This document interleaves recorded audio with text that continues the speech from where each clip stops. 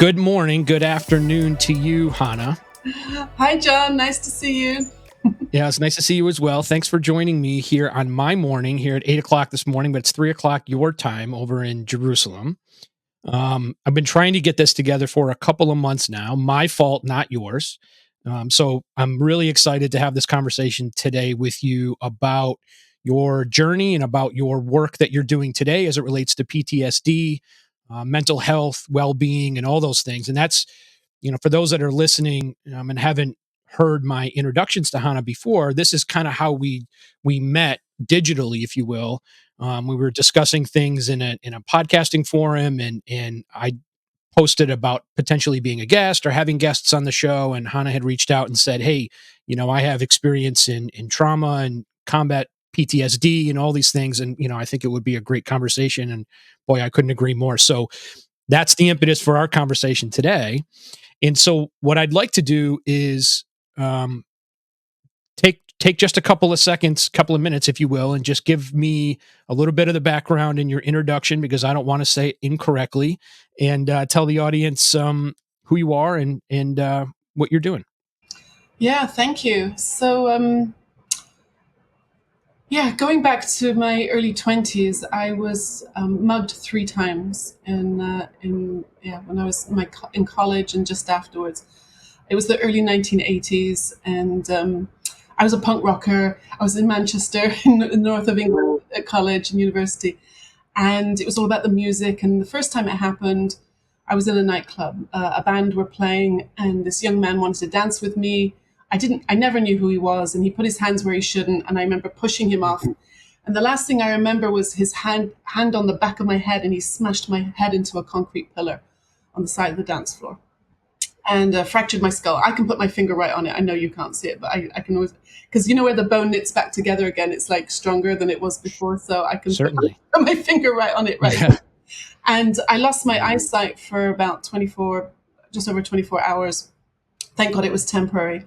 And I learned that that's because the visual processing part of your brain is at the back. So the force that he hit me with, my skull apparently rebounded in the brain and bruised the back of it. But luckily it was temporary.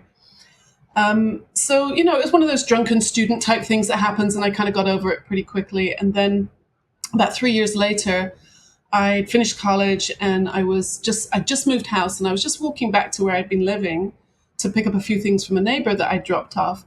And out of the dark, 3 men came up from behind me and slammed me on the ground and beat the living daylights out of me. I was absolutely terrified. I thought I was going to die. I didn't have much money on me at the time, which is why I think they kept kicking me in the head and in the chest and the stomach, because I was just screaming so loud. And again, I thought I was going to die. I almost had like an out of body experience. It was kind of weird. And I think looking back now, I see this was like kind of wisdom, because when you're in such a traumatic situation, it's kind of like a survival coping mechanism, even in the moment, where we kind of disassociate. And I literally felt like I was 30 feet up in the air looking down. I could see them beating on me. It was really bizarre. And then they ran off, and I managed to get to a friend, the neighbor's house, and got some, taken care of. And then at that point, I was, terrified to leave the house.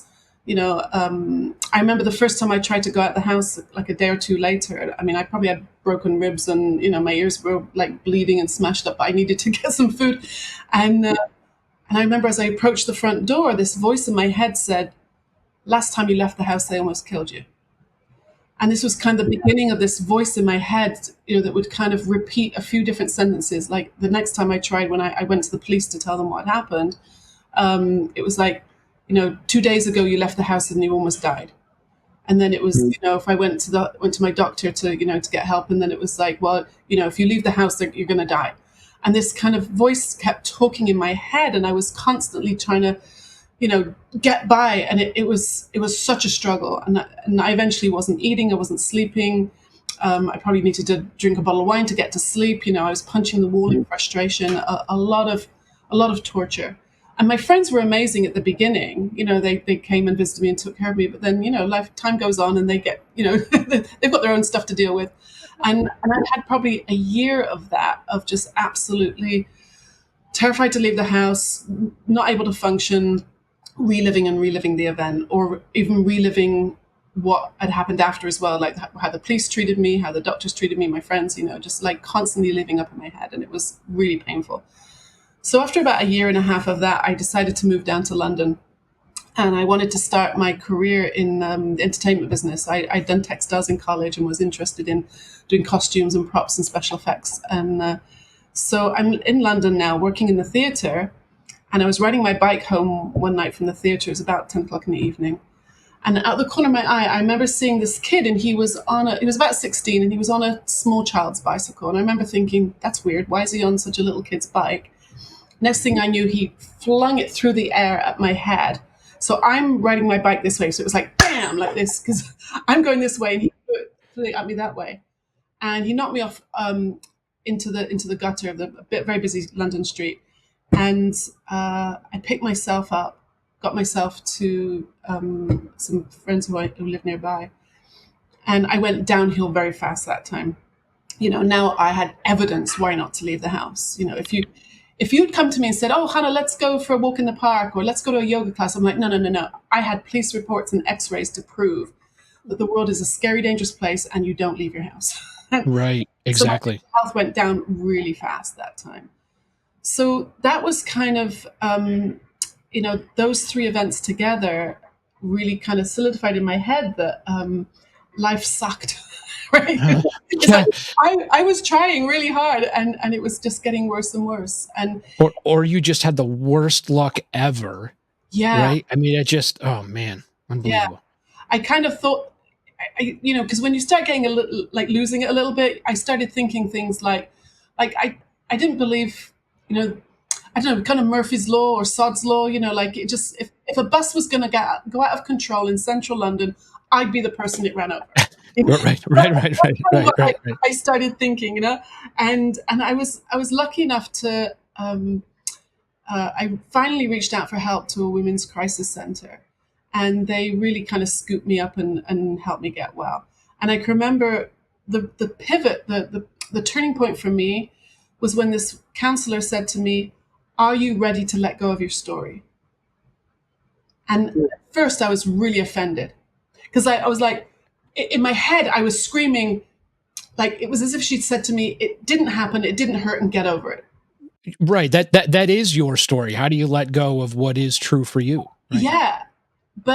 And in my head, I was screaming, "It did happen, it did hurt, and I can't get over it." Right. It'd been a couple of years by this point. But I started seeing she was right. It had become a story, and it had kind of become my identity. I was the girl who was mugged 3 times. And I kind of got into this place where, as if I didn't tell you about this terrible story, then I had nothing else to talk about. And you would think I was boring, and then you wouldn't want to talk to me, and then I'd be alone, and that's worse than dying. So, Well, yeah. no, I started to see that like we say, painted yourself into a corner. I thought myself into a corner, and I kind of created this reality where it was either I live in this terrified world, or if I try and get out of it, I'm just going to get beat down again. Yeah. And did they talk to you about trying to focus on clearly all of the other things that were happening in your life that weren't those things, right? I mean, if you were to look at it objectively and say, obviously 3 times in these incidents were more than any of my peers or friends or anyone had experienced, but from a whole life perspective, they are tiny incidents, even though they're impactful. Was that what they asked you to do? Kind of look at the rest and say, focus on that and not the other things? They may have done. Say we're talking like 30 something years ago now, so I don't remember exactly. But I remember I was encouraged to do a lot of writing, like expressive writing, meditation, just trying to get out, and just it kind of gradually faded away. And I think a lot of the writing and the meditation, yoga, doing stuff like that, really over a period of about 10 years, there were ups and downs, obviously, but I struggled and I kind of got by. And that career I started in London in the theatre, because they were like short jobs, I knew I could work on this project for 6 weeks and it'd be over, and then I could like hide again, and then I could do So I'd worked in the entertainment business for many years after that. Started in theater, then TV, then commercials, then movies, and I ended up moving to California and working on doing special effects in big Hollywood movies. And then it was kind of like I remember looking around one time, like, okay, now I'm flying around the world. So Yeah. I kind of got better, and um, it was I fought a lot to regain my life. It was really a struggle, and I was like, screw them. I'm not going to get beat down. And I just kind of left that behind. Yeah, and Hannah's being modest here. So, what she didn't mention is that she was an Academy Award winner as part of a team on the movie Babe, as just one example of what she has done. So, I'm not going to let you get away with not saying that. But when you say you went through the transition, how long? Well, let me ask you differently. Not so much how long. Do you recall there being time, a day, a month, a week, where the light switched for you in a sense, where not that everything went away, but maybe you crested a hill where you were like, I think this is the day things got better and I'm going to get to a good place and I'm not going to let the events of the past continue to drag me down. I don't remember a specific day or event or thing. I mean, I can remember standing at Heathrow Airport about to catch a flight to go to America to work on the first movie that I did. That was the Flintstones movie. Remember Mm. with John Goodman and so I my first do. Yes. movie was with Steven Spielberg, which isn't too bad, not too No, no, shocking. no, not yeah, yeah. Please, And I can remember standing in line at the airport, and there was the plane was delayed, and everybody was getting frustrated, and I can remember I realized I wasn't scared frustrated with the plane being delayed. I wasn't scared about flying. I Mhm. I, I had this fear of checking in because Oh, really? I was checking my passport like 100 times. What if my name's not in the computer? What if? What if? What if? What if? What if I put my Yep. suitcase is too heavy? What if? And I Yep. started feeling that very familiar feeling of anxiety, and I realized, and I remember thinking, gosh, I haven't felt that in a while. Whereas that had been like a daily challenge of just getting out the door, that feeling of what if something happens? What if they hurt me again? What if the bus runs me over? What if and I realized that because I'd done a lot of work with the writing and the counseling and the meditation and stuff, it kind of put a lid on a lot of that stuff. So here I was in a new situation that I wasn't used to. I was about to go to America. I'd only been to the States one time before. I'm about to go and work on a movie, big time stuff. What if I let my boss down? What if I make a mistake? All those what ifs were coming. And I could feel my chest getting very tight, and I could feel it. And I was like, Yeah. and it was kind of a relief to see that I hadn't felt that for a while, and that it was going to pass. And this is kind of really what I've learned in the time since then, that whenever we do get those kind of panic feelings, it always passes. But the thing is, when you're in it, it's very hard to remember that. Yeah. And Yeah. you kind of, there are techniques to kind of ground yourself and come back to the moment and stuff like that. um, I'm not a big fan of techniques anymore. Although I trained as a trauma counselor whilst I was also doing this entertainment stuff, Hmm. and I've learned to do like breathing techniques in the moment and various things you can do to help yourself come back to the moment.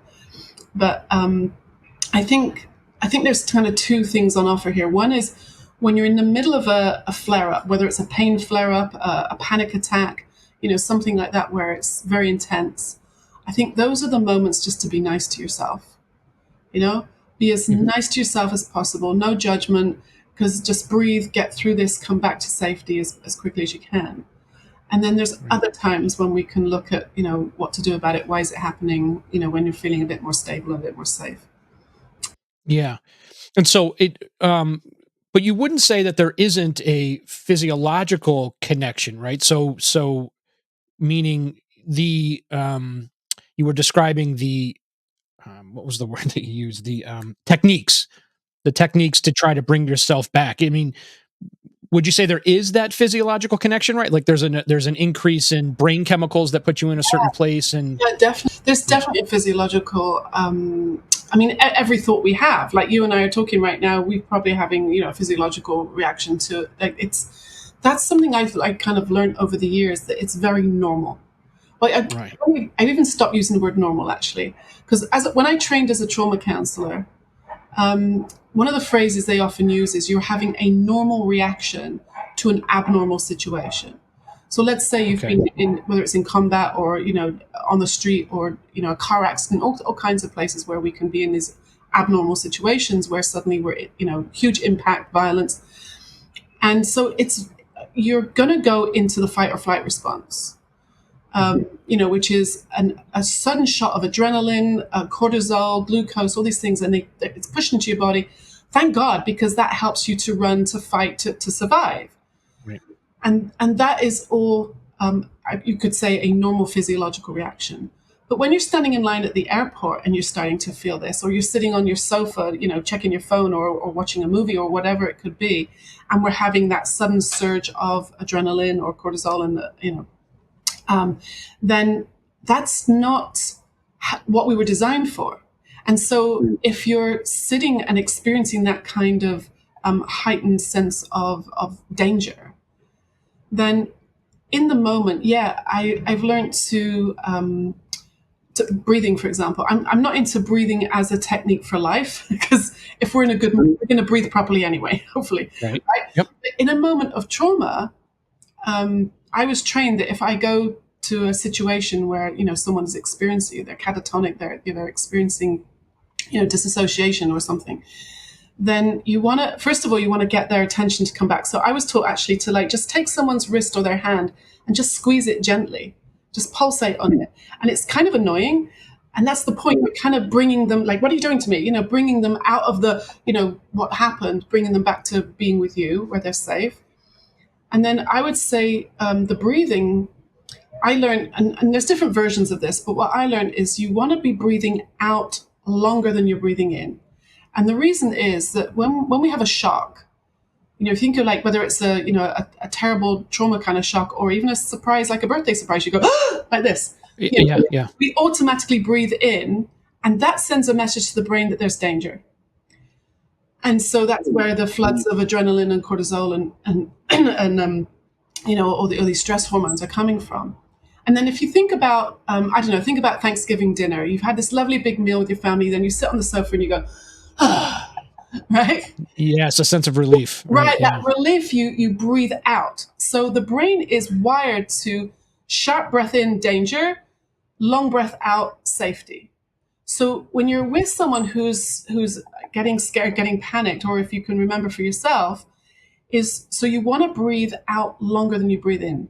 Now, you have to breathe in at some point, so that's not going to work. Yeah, of course. Right, so what I was taught, breathe in for a count of 4, not 4 seconds, but just a count of 4. 1, 2, 3, 4, and out for 6. 1, 2, 3, 4, 5, 6.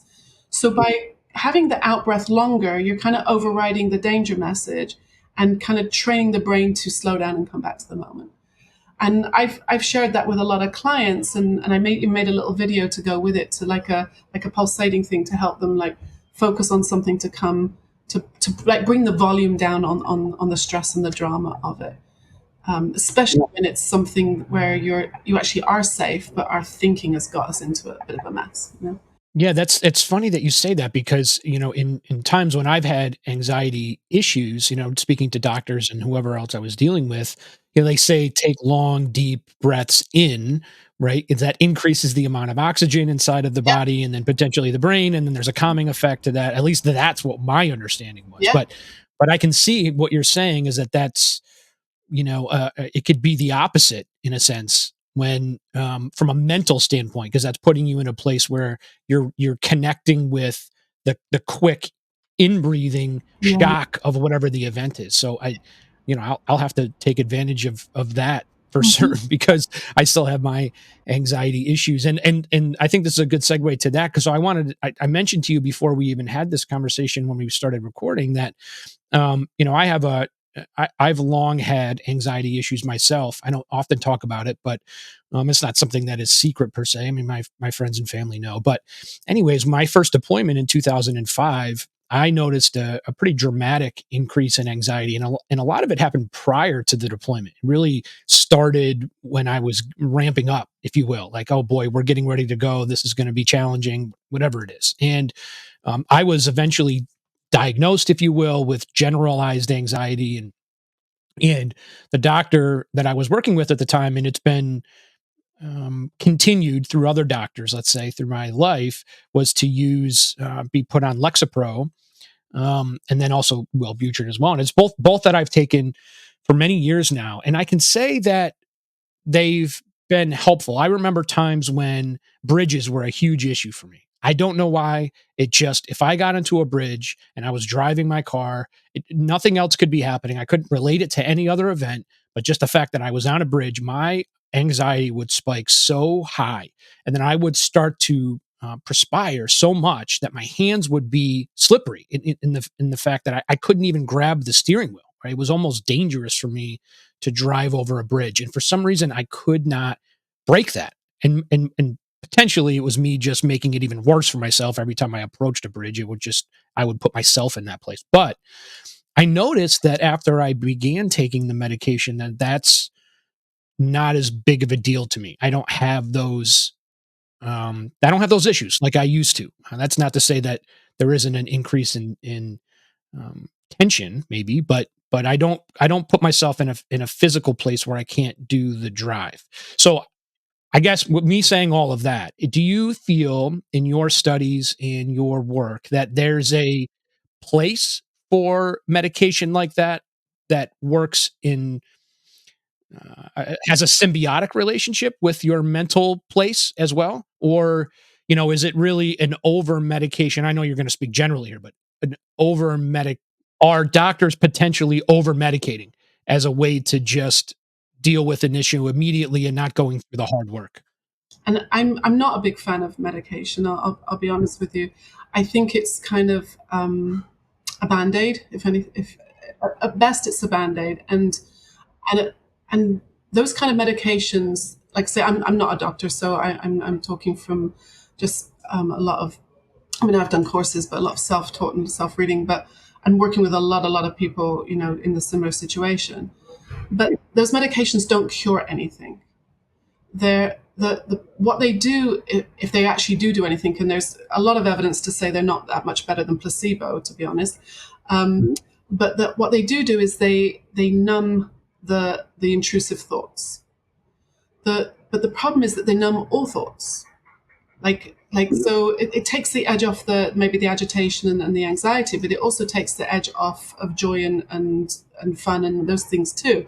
So they're not picky about which thoughts they're going to numb, if you like. And it's really what they're doing. They're not curing anything. So what I do in my work now, what I've learned about the mind and how it works is that you and I and everybody, all human beings, we're always feeling our thinking.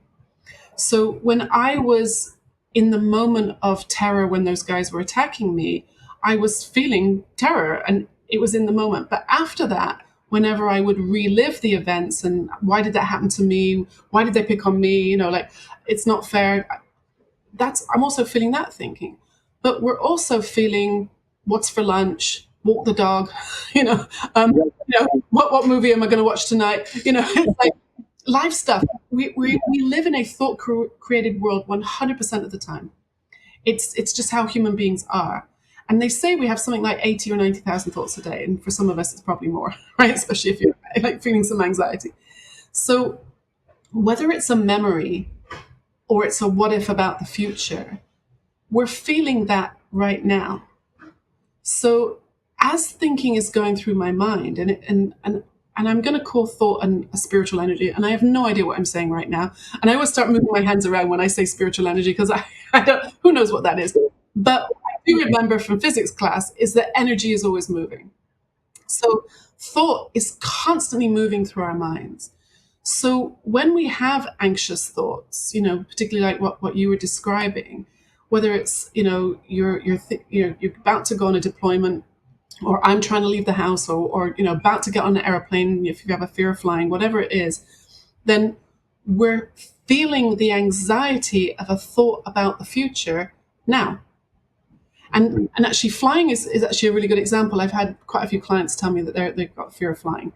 And I'll say to them, and I can probably guess the answer before I ask them. I say, like, when does it start? And I know it doesn't start in the airport. It started probably maybe when they left the house. In fact, it probably started when they were packing their suitcase yesterday. In fact, it probably started when they booked the ticket 2 months ago. So it's not actually a fear of flying because you're not even near the airport yet, right? You're not in an airplane. You're not flying. You're thinking about flying. And like for me, it was I had checking in anxiety. I don't care if we crash, that's fun. Right? But what if I'm not in the computer? What if I lost my passport? So again, I'm feeling the anxiety of what if I lost my passport? What if you don't, I don't get through security? So if you're thinking about what's going to happen when we get deployed, where are we going? We're going to have the right equipment. What's going to happen? What happens if, my buddy gets hurt? We're then feeling the thinking of the future. Now, for some people, it's thinking about the past, like maybe we made a mistake, maybe we had a trauma, maybe, we had a fight with the spouse, whatever it is that happened yesterday even. If I'm thinking about it today, I'm feeling the thinking of the problem before, the past. I'm thinking about it now. And then once you understand that and you see that it's not a judgment, it's not a fault or a mistake, it's just how we are. We're always feeling our thinking right now, whatever the content is. And when you see that thought is always moving, that it's never static, it feels like it gets stuck sometimes, but that's just kind of like the special effects of it. But if it's always moving, then we could have the most scariest thoughts and it's going to move on. It's going to pass.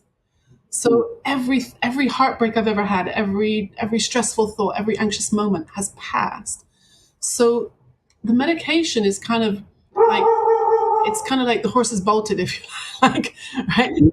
And so it's just putting a Band-Aid on the misunderstanding of that. And once you understand it, we're actually okay. And I can share with you a story about a friend of mine who's a veteran, if that would. Yeah. So, as you mentioned, I live here in Israel and we have conscription. Every kid between the ages of 18 and 20, I think it's 2-3 year conscription, everybody serves in the army. And the kids, it's an honor. They don't have to get pushed. They are. It's part of our culture to serve. To defend your country is a real honor. And if kids don't want to go into combat, there's plenty of other areas of service that they can do. All kinds of areas of national service. So my colleague, his name's Ofer Meyer. You can find him on some YouTube videos talking about this. But he was when he was doing his conscription, it was about 20 years ago. He was a medic during the Second Lebanon War, and he was in a unit that was ambushed. All his buddies were killed. He had severe injury. His eye, he lost his eye, and luckily he was medevaced out to safety. And you can imagine he had severe, trauma, PTSD after that. And he also discovered the ideas that I'm sharing, that I'm talking about with my clients. And he then trained as a psychologist. He now works with, he's a child psychologist in Tel Aviv Hospital, which is amazing. But he also does incredible amount of work for veterans. All his buddies and soldiers have come after him, sharing these ideas with him, people who are suffering PTSD. And we had a conference here a few years ago, and he spoke and told his story, and he told it in quite graphic detail. And he said, I still get flashbacks. He said, I get flashbacks about 2 or 3 times, and then he hesitated. And we're all like, what, 2 or 3 times a year, 2 or 3 times a month? He said, no, 2 or 3 times a day. And this is about say 6-7 years ago. He was telling us this. And so someone in the audience said to him, does that mean you've had a flashback since you've been talking with us? He said, yeah. And it was so powerful, because what he was saying was he has learned to not be frightened of his own mind.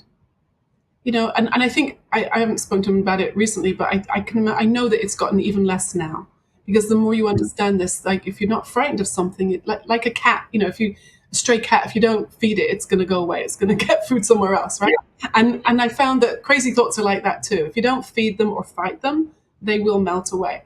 So he told us a story about sometimes he might get a flashback in the middle of the night. It'll wake him up. He sits on the edge of his bed, has a glass of water, goes back to sleep. He's not in denial. He's just like, it's just part of his history now. And then he told us a story about how he and his buddies went to Barcelona, because it's not so far from us where we are. They'd gone for a weekend, and they didn't know that it was Spain's Independence Day. So when they came out of the airport, there was poof, poof, poof, the fireworks are going off. So there's always explosions. His nervous system got a bit of a jolt. He just sat down on the sidewalk, where you come out the airport and you're waiting for taxis. He said he just sat down on the sidewalk. He'd learned that in 3 minutes it's going to pass. 3 minutes of a flashback, that's how long it takes for all your blood pressure to go up, the adrenaline to come. And then if you don't feed it or fight it, it will pass. Deep breaths, like we were talking about, passed. He went off and had a great weekend with his buddies. Had he not understood, had he panicked, he could have ended up in an ambulance. He could have ended up on the next plane home. Like his life would have gotten very small. But because he's kind of learned, this is just what my nervous system does, and it's going to get better. And so, not being frightened by it, and you can. I mean, those are extreme situations. But even just having a panic attack or even an anxious thought, I've learned not to have much on it. So what? So I had a criminal thought. So I had a funky thought. So what? It's passing through, and you come back to, I'm going to say, the blue sky. Like, right. Underneath all that craziness, the blue sky is still there. You are the blue sky. Yeah, that's wow. What a crazy story. I'm glad he's doing that work. That's because I can obviously say from a veteran's perspective, there's a lot of people that need the help. And going back to your point about the medication, I'll just say I was watching a funny video clip the other day from a comedian. It's a comedian and his wife. They have a show, and anyways, and she was discussing how she just went back on Lexapro, and she had been off of it for years or something, and she went back on, and she made a funny quip. She's like, "It's time to turn the emotions off." So here we go. But there's truth to that, because just like you had said, and I can give you this experience, is that the anxiety lessened, but there is a numbing effect, right? Because like you had said, the medication doesn't have the capability to determine which thought is good and which one is bad, or there's no filter for that. And as a matter of fact, one of the reasons that, in my personal story, one of the reasons that I take Wellbutrin is because that helps to counteract the negative effects that come with the Lexapro, which is the overall numbing, right? So I have to take two because I have to take one in the first place, which is clear. I'm not a doctor, but I know that that's a complicating issue in all of medicine, is that yes, we have to take more medications because the first one isn't perfect, right? Yes, and sadly, then some people get side effects from that, so they have to take something for the, and I mean, to me, it's that kind of polypharmacy is what they call it. I've known people to be on 10 medications because of the side effects of this, and this. And call me cynical, because I am, but the pharmaceutical companies, they don't want you to know about the side effects. They don't want you to know how hard it is to come off of this stuff. Because ka-ching, ka-ching, like we're making money out of your suffering. So, and I highly recommend a documentary. It's actually free on YouTube right now. It's an amazing documentary called Medicating Normal.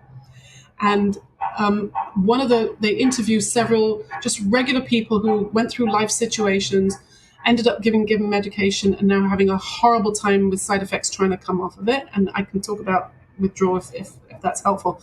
But at least one of the people they interview is a veteran, a woman who was in Afghanistan.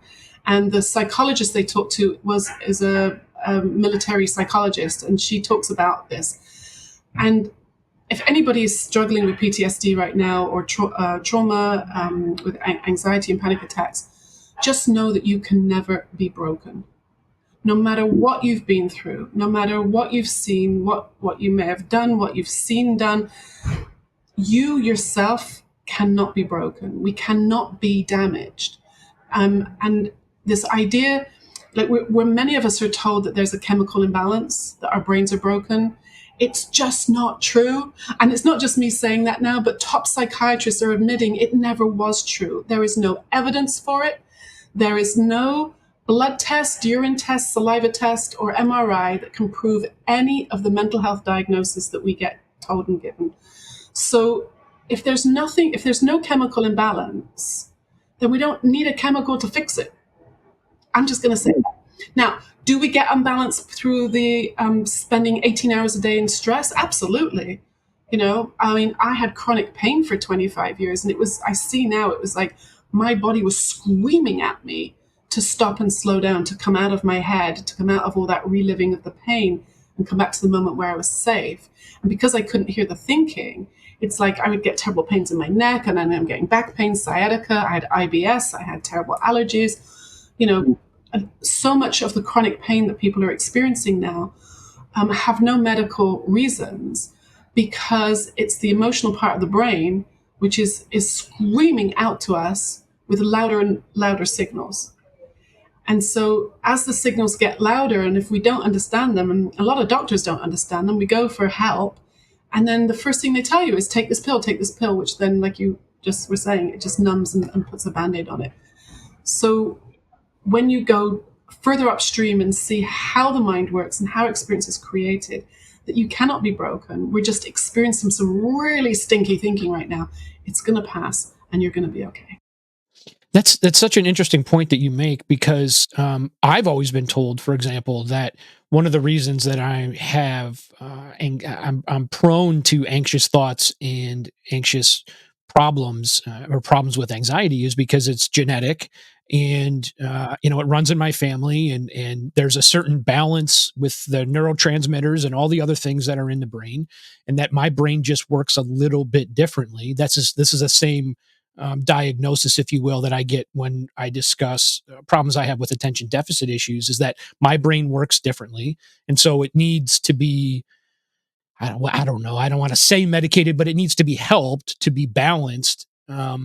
And so I could live in the same way that most other people live, which is not in a place with anxious thoughts. But so I've never heard that there's recent medical and scientific data coming out that they really can't prove that there's a chemical imbalance inherent in someone. It's not that there's recent stuff disproving it. There never was in the first place. If you're familiar with the DSM is it stands for Diagnostic and Statistical Manual. It's Yeah, we're on 5 right now, right? right, exactly. So, Yep. so for those who don't know, it's kind of like the Bible, if you like, for psychiatry. And basically, it lists every mental health diagnosis they think exists. And they will tell you there is no test. Like I said, no blood test, no urine test, no MRI, no nothing. Even if someone says, but my doctor tested me for ADHD, there is no test. That test was comprised of people's subjective questions. That's not science. And so that's why I admit to being very cynical, that if there is no actual illness, there's dis-ease, but there's no disease, then the solution that we're being sold is we're and sorry, I get so passionate about this, because the doctors who are now saying, "Oh, we never said it was a chemical imbalance," and yet textbooks from Harvard and Yale have got chemical imbalance. You go onto like the Mayo Clinic website, signs of mental health, and it is a chemical imbalance. And then you mentioned genetics. There are no genes for mental illnesses. There are no genes. Now, are there genes? Well, I should say this. I mean, I'm not a medically trained expert, but my teachers are. Right? And so I was talking to my teacher, who's a psychiatrist with 50 years of clinical and hospital and private practice. And I asked him about genes, and he said, look, like, we all have good genes and bad genes, to use it in the language I would understand. For example, a woman could have the gene for breast cancer, but it's quite possible she might spend her whole life with that gene never getting switched on.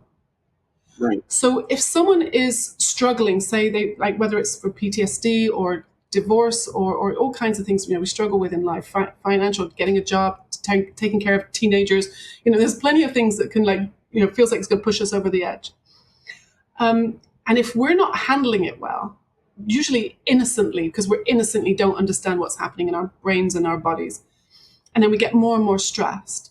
Now, why your genes will switch on and your brain starts working very fast, which they are so-called ADHD. Why for me it was back pain and sciatica. Why for another person it's alcoholism, another person it's food. We don't know. I've asked doctors that. They don't know why one person gets migraines and another person gets 5 divorces. Right? It's just the way that our minds and our bodies cope with stress. But those bad genes don't get switched on until we reach down and down and down to a level of stress where our bodies are kind of wired through wisdom to scream at us to slow down. So ADHD is actually an amazing thing. It's not an illness. It's just that everybody's processor, I can only say that with an American accent now, a processor in my mind, Processor. right? Yeah. Yeah. Like if you think of your brain is really like a computer, everybody's processor is a little different, right? Some go faster, some go slower. So if you think of computers, like I'm sure when I was a kid, that those computers that filled up a whole room probably couldn't do as much as my phone can now, something like that, right? Now I'm going to give you an example. The teacher I just mentioned, who's a psychiatrist, his daughter was diagnosed with ADHD back, 20, maybe 30 years ago when she was in high school. She failed, she got F's in everything. She is now the top 911 dispatcher in her state, which I think is brilliant because she found a career that suited how her brain works. You can imagine 911 dispatcher. She's like award winning, trains other people now. And so you're going to have a fast brain to do that, right? To keep all those balls in the air and maybe like a traffic controller, that kind of thing, And so it's not right or wrong. It's just we're all different. So when you understand how your mind works, and say your mind does work a little bit faster, it's like, I learned to drive probably on a Toyota or a Ford or something. But if you're driving a Ferrari, you better know how to drive stick at 120 miles an hour, right? Because if you don't, you're going to crash and burn.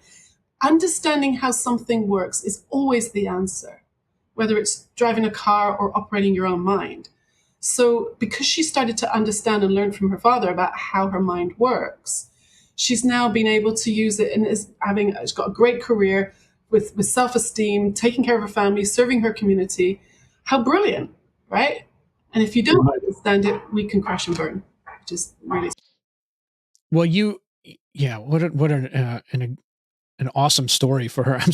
I'm happy for her, and I've never been a dispatcher myself, but I was a law enforcement officer for a while, so I know how crazy that can be. But now you did mention something that's another. Here I am with my loaded issues. You did mention something that also has a direct correlation with me that I've experienced as well, and that's alcohol. And I stopped drinking. I have a long story, but I stopped drinking about 8 years ago, and changed my life. Uh, I'm, I, I'm only here, I really think, because I stopped drinking. I don't think I'd be here if I was still. But part of going through, and I went through rehab and lots of stuff. But what I had learned when I was there is that a lot of the propensity for drinking comes from genetics, and that there's a reason why it's much easier for someone like me to drink and then have a problem with drinking than it is somebody who isn't. And now there's obviously a correlation to experience and mental health issues and trauma and all of these other things play into it. They're all tied in. But at the end of the day, there's a genetic component, right? And I can trace back, and this may just be anecdotal, but I can trace back, many generations of family members who had issues with drinking. And I remember even my parents saying to me when I was younger, "Listen, you're going to college now.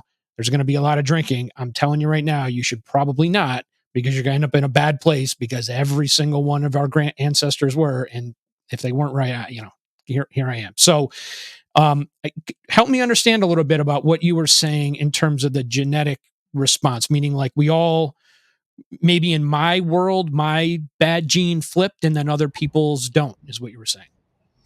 Um, yeah, possibly. But at the end of the day, I don't know that researching and analyzing this is that helpful. Because why someone drinks is the same reason someone eats too much, is the same reason someone might be taking heroin or even shopping or watching movies all day long. Or, it's escapism. The substance is actually not the problem, right? The substance is the solution. the solution to the discomfort that we're feeling in our mind. So it goes back to what I was saying earlier about we're always feeling our thinking. So if you're spending, you know, 10, 18 hours a day in prolonged stressful thinking, it's going to start feeling very uncomfortable. And so if your family history is grab a beer, grab a whiskey to get rid of that uncomfortable feeling, then that's maybe what you've experienced as a child, to see that the adults around you did to get rid of their uncomfortable feelings. So it's like that's what you know to do. I don't know if it's necessarily genetics. It just might be like, well, you saw your father do it, you saw your grandmother, your grandfather do it. So growing up in a house where that's an acceptable way to deal with stress, it's not surprising that the kids pick up on that too. But I've also met people who have drunk their way into horrible messes, who came from like deeply religious families where they never saw any drinking. So where, did the genes script a generation? I don't know.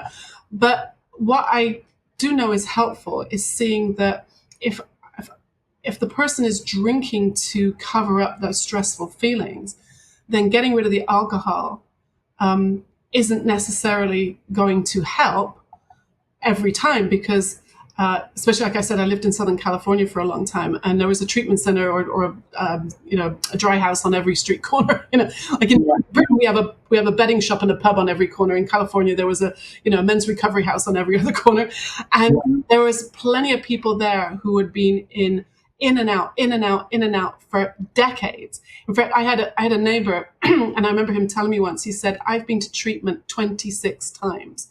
He says, all that tells you about me is I have really good health insurance, right? Because the model is, I mean, treatment centers then send people to meetings, like Alcoholics Anonymous meetings, NA meetings, and there's a huge fact. Now, don't get me wrong, I think those programs have saved so many lives, and it's absolutely incredible.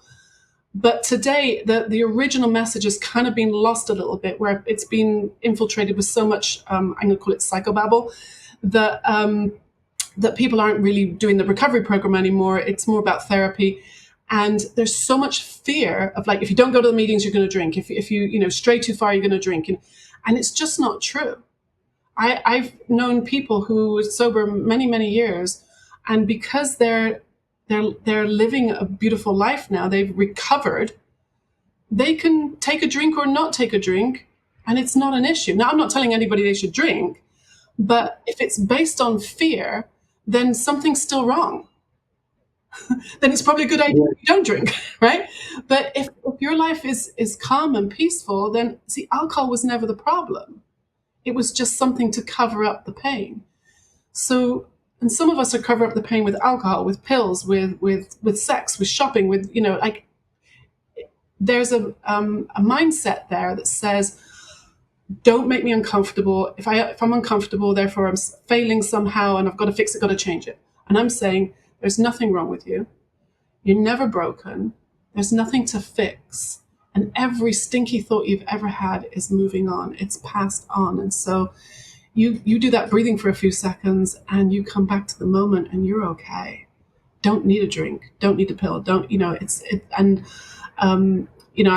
As you know, I've just published a new book, and I've collected, I think I counted them, 64 stories of people who, when they understood this, they understood that they weren't broken and they didn't need fixing, have recovered from every mental health diagnosis we could mention, from PTSD and bulimia and anorexia to including ADHD, even autism, psychosis, schizophrenia even, illnesses that we're told can never be cured. They've gotten well, and I've got their firsthand stories. And I know I've interviewed these people, and we're talking years later, off medications, not needing treatment. There is so much hope out there when you understand how it works. Yeah, and I want to talk about that in a minute. I want to talk about the book, and I just would be remiss if I didn't say this when you were talking about the alcohol issue. I can attest that everything that you had said is my experience, right? And I went through rehab. I was in there for 3 weeks, for a little over 3 weeks. because that's what my insurance would pay for. And of course, we attended meetings while I was there. And then I did the whole 90 and 90 when I got out. So 90 meetings in 90 days. And then I continued to go for about a year. And then I stopped going. Now I'll still go if somebody asks me, if I see somebody, another soldier that's struggling, and I can offer to help because I've been through that issue, and I'll take them to a meeting, but I don't go anymore. And one of the main reasons I don't go is because that's I found it difficult to sit around. Some people do this every day. Sit around every day and just talk about why you shouldn't drink. And I thought to myself, like, but I don't want to think about drinking anymore. I mean, I thought about drinking for a long time, and it really led me to a really bad place. And I understand wanting to get that off your chest, and you want to discuss things with other people who've gone through your same problem. I get all that, but I'm like, I can't sit in this room for the next 20 years and talk about like why drinking is bad. I got stuff to do, right? Like I got kids, I got a wife, I got to go to work. I don't want to spend another 2 hours tonight talking about why drinking sucks.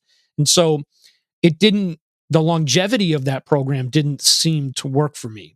I can see where it may help others.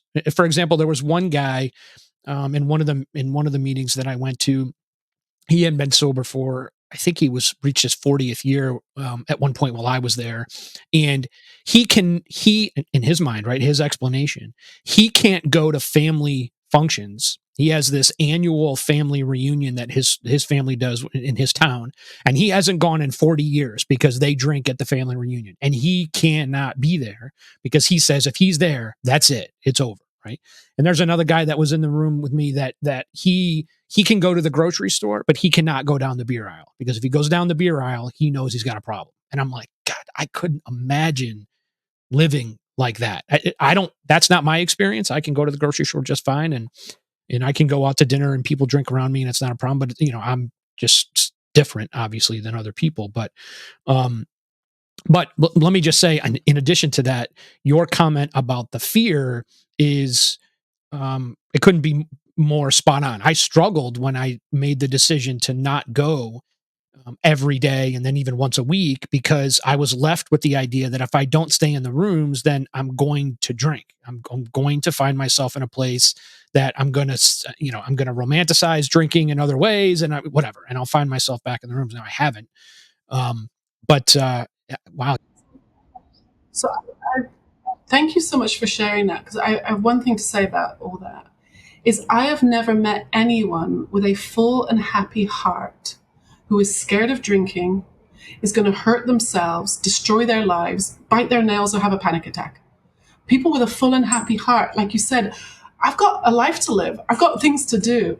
So if someone is still struggling to that level, then there's something wrong in their understanding. My heart goes out to them. It's not a judgment, but I'd say then find someone who's going to help you so you can live your life. And if that's not working after 5 years, I would say, you know, find someone who can help you live your life, because it is possible. There's plenty of people who've gone through those programs and are now out. I'm not saying you have to drink. I'm just saying you can, because it's not an issue anymore. Because someone with a full and happy heart isn't going to get drunk and ruin it all. Why would you? That would be crazy. I'm not crazy anymore.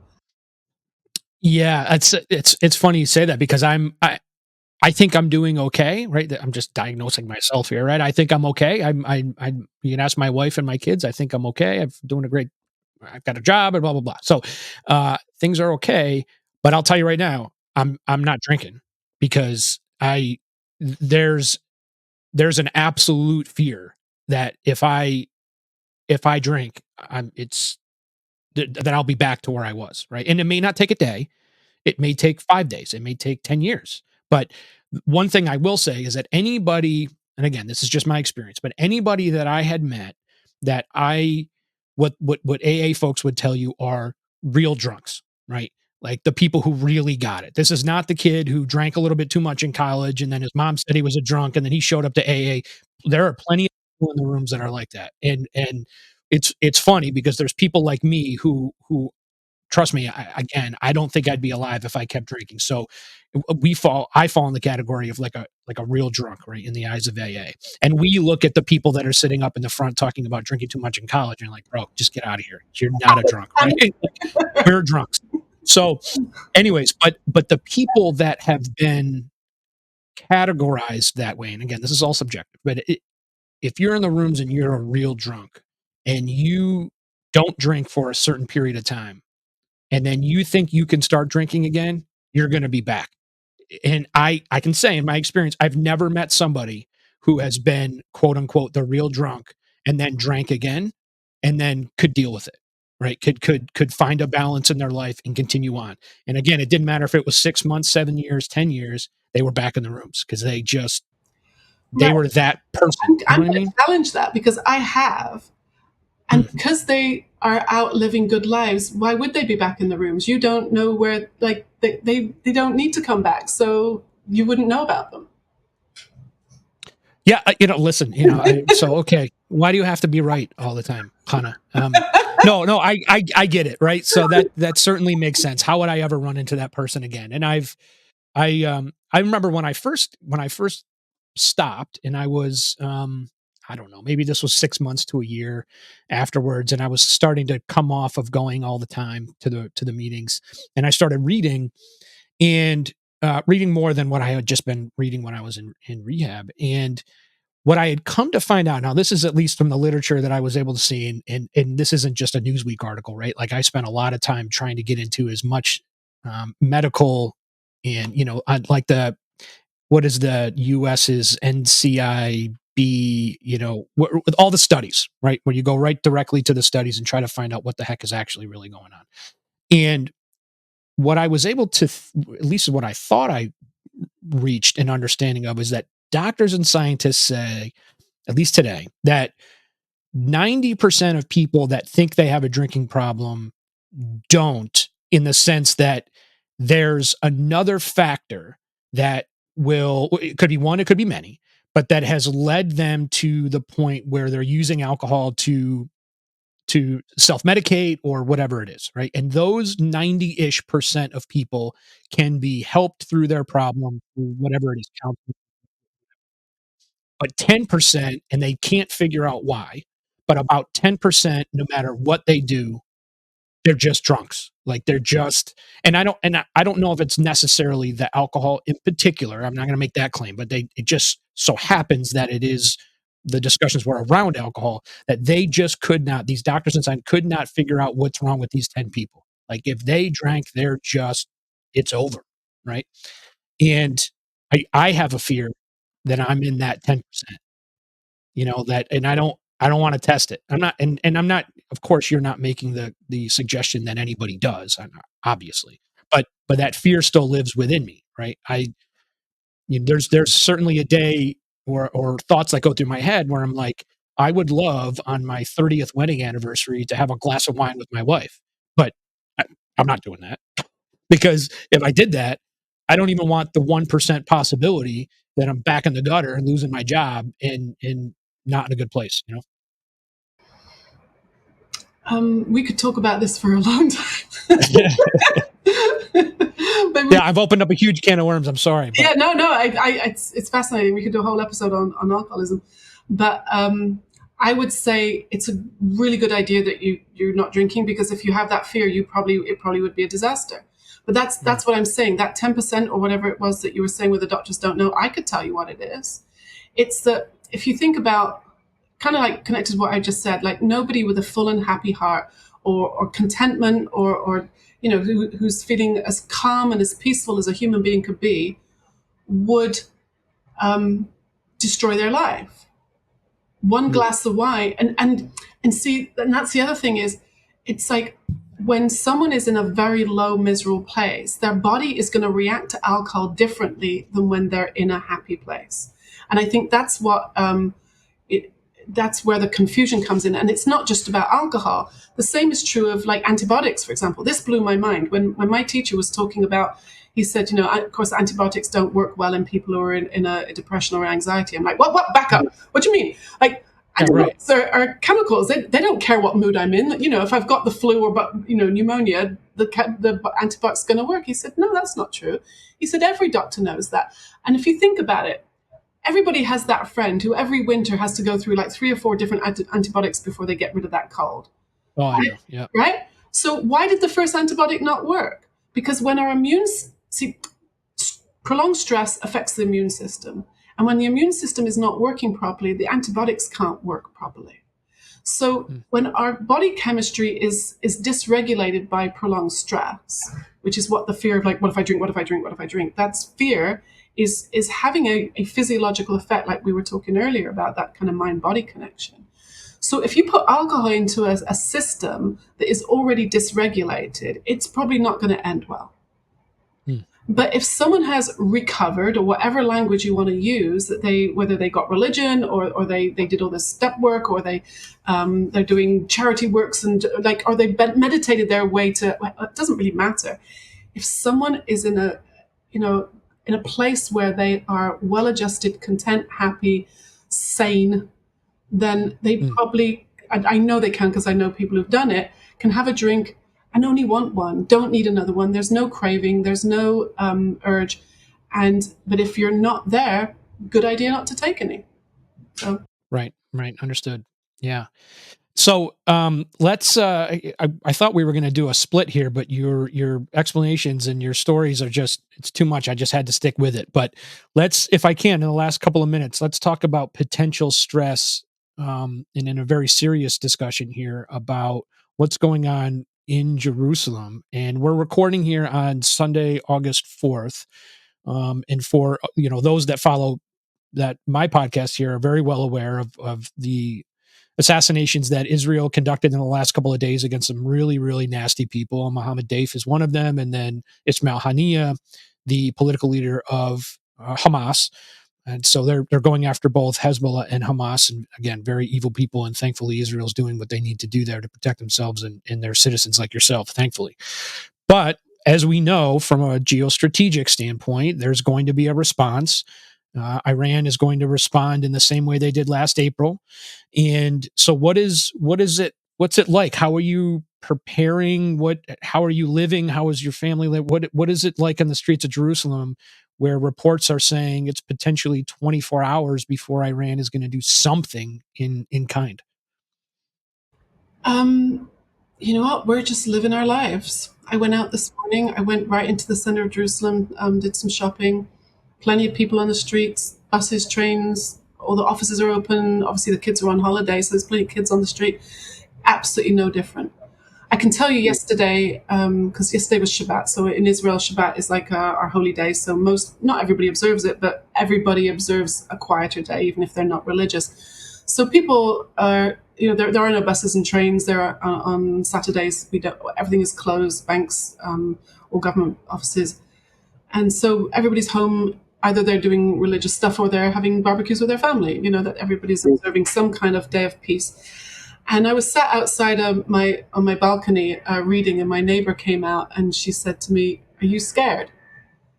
Now, if you're anywhere else in the world and your neighbor comes out to you, you don't speak to very often, says, "Are you scared?" You'd be like, "What are you talking about?" Right? But so I knew what she meant, obviously.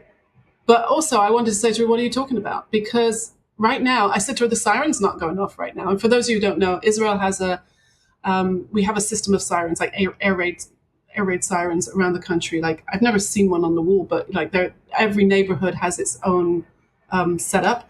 And because across the city, you can hear different neighborhoods when the siren goes off, you can hear it echoing across the city. Their siren just started a few seconds later. And we have two sirens. There's one that I call the happy siren, which is every Friday afternoon to start it's holy day, because our days start at nighttime. It's the happy siren. It just goes like that. It's quite loud, but it just lets you know that the Sabbath started, or Rosh Hashanah started, or Passover started, those kind of things. Then there's what's called I call it the scary siren, which is the air raid danger siren. And it was funny, like after October 7th last year, when it was going off a lot of us got, I even myself, I got jumpy, because even the sound of an electric car, like imagine an electric milk float or something like that, it starts with the same noise. And oh no, it's not the siren, right? Because it starts like a, and then it wails like a wounded animal. And you've got like 4 minutes to run to safety.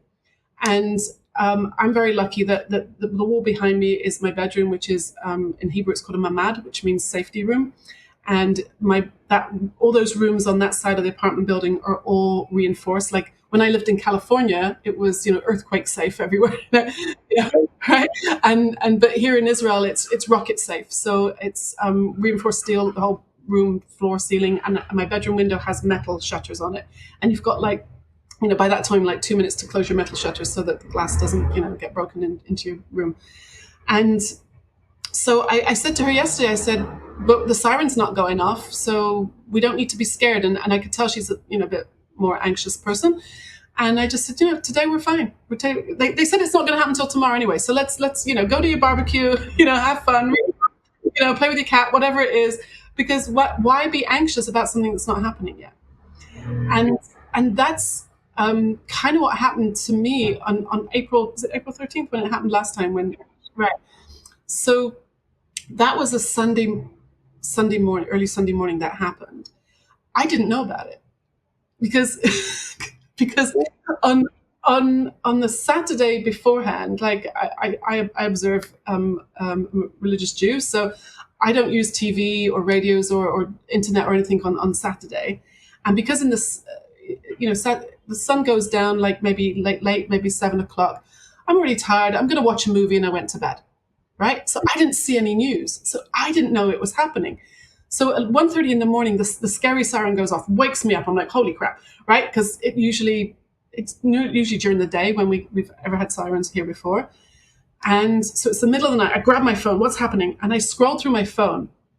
And it was like, I'm looking at the local Facebook group, and I'm looking at all these posts. And all these posts were from 10 hours earlier with people saying, oh my gosh, we're all going to die. Should I take the kids to the bomb shelter now? Should we put them to sleep? Should we wake them up when it happens? And I thought, I felt so blessed that I'd missed out on 10 hours of anxiety. I didn't know it was going to happen. And I just went to sleep and had what was it, from like, I don't know, 9, 10 o'clock at night when I went to sleep to 1 o'clock in the morning when it started. And then, so the siren went off multiple times that night. And so I'm already in my safe room. I have water in there. So to answer your question about how we're preparing for tomorrow, like we always do, you have extra tuna fish, you have extra water, chocolate. I have a gas mask in my bedroom, but that's from like 3 or 4 wars ago. It's probably doesn't even work anymore. But it's just, everybody lives like this. We just, sadly, this is the 4th or 5th war I've been through since I've been here. And when I say war, Jerusalem, I'm probably in the safest part of the country, because if I look out my window here, I can see the Supreme Court building, the Knesset, which is like our parliament building, is just around the corner. I'm probably in the safest part of the country, to be honest, although I am within a 30-minute walk of East Jerusalem, where people there's no wall, that they could come and get me, And this is something I just want to say, Israel is portrayed through so many lies. I get so upset when people say it's an apartheid country, because you could walk into any hospital in this country and you will see Arabs together. They're not just patients, they're doctors, they're administration. Any university, you'll walk into any university in Israel, you will see Arabs as students, as professors. There are Arabs in parliament, there are Arabs in the Supreme Court. There is no apartheid here, except there are parts of Israel where I cannot go because my life would be in danger. So after October 7th, that week after it all kicked off, I can remember lying in my bed thinking, where would I hide if murderous rapists are going to come through my door any minute? Because they're only 30-minute walk away from me. They could. And nobody should have to lie in their bed and think about where you're going to hide in your house to not be murdered. So sadly, it's something we live with, and a lot of my friends and neighbors do live with a heightened level of anxiety a lot of the time. I personally, I almost refuse to, because why am I going to let them rob me of my life? I mean, they could rob me of my actual life physically, but my mental well-being, that's up to me. I'm in charge of that, and I'm not going to succumb to living in anxiety, even if it could happen tomorrow. The sirens might go off tomorrow. I don't know, but I'm not going to ruin today thinking about it. Yeah. Let me ask, and you don't have to answer if you don't like, but I am curious about what is your opinion on the potential planning for Israel to enter Lebanon and try and create a safe space, if you will, from Hezbollah doing what they do inside of Israel. Is that something that you support? Is that something that people around you generally support? My guess would be yes, in some sense, if it creates a safer environment for everyone who's living in Israel, regardless if they're Jewish or Arab or Christian or anybody else. But that'd be my guess, and that's at least that's what the reading that I'm doing is that's everyone's pretty supportive of Prime Minister Netanyahu in that decision, at least in this instance. Is that the case? Yeah, I mean, I haven't heard a lot of discussion about it, but I think it's probably just a matter of time because we are getting, it's so funny. Any other country in the world would be allowed to defend itself. We have had thousands of rockets coming from Lebanon, just in the last few months. Like last week, 12 children killed. If that happened in any other country, there'd be absolute outrage, and yet we're told to have restraint. Why? Because it's going to affect everybody else. But quite honestly, they're coming for you next. Like, I have no illusions, right? We're like on the front line, and they're coming for you next. It's just they don't. So, I mean, that 2 weekends ago, I went up north to stay with a friend who lives on a kibbutz in the Jordan Valley, and literally the whole ride up is you're seeing Jordan on the other side of the fence, on the other side of the beautiful valley. Jordan River's in the middle.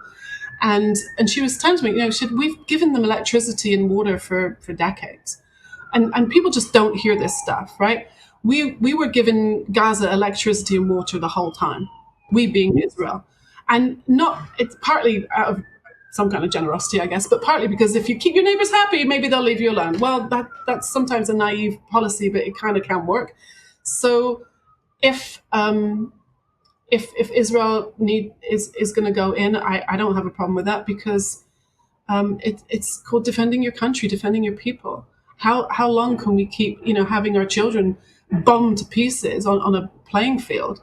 How long can we there's plenty of people still not back in their own homes because it's not safe to be up north near the border. And every day we're losing soldiers, in combat, either, succumbing to their wounds or booby traps or, kinds of things. And I've got my friends' kids, they're all in uniform. In fact, when after October 7th, I'm too old to be in the army. But when I moved here, I was too old. But I was sewing grenade pouches and for the IDF because everybody was doing something. Whether it was baking bread and making sandwiches for soldiers, or cleaning out equipment, or I can sew. So I was in a place where there were lots of industrial sewing machines, and we were just sewing supplies for the army because there were like everybody I knew, that either their husband, their kid, their next door, everybody was in uniform and gone.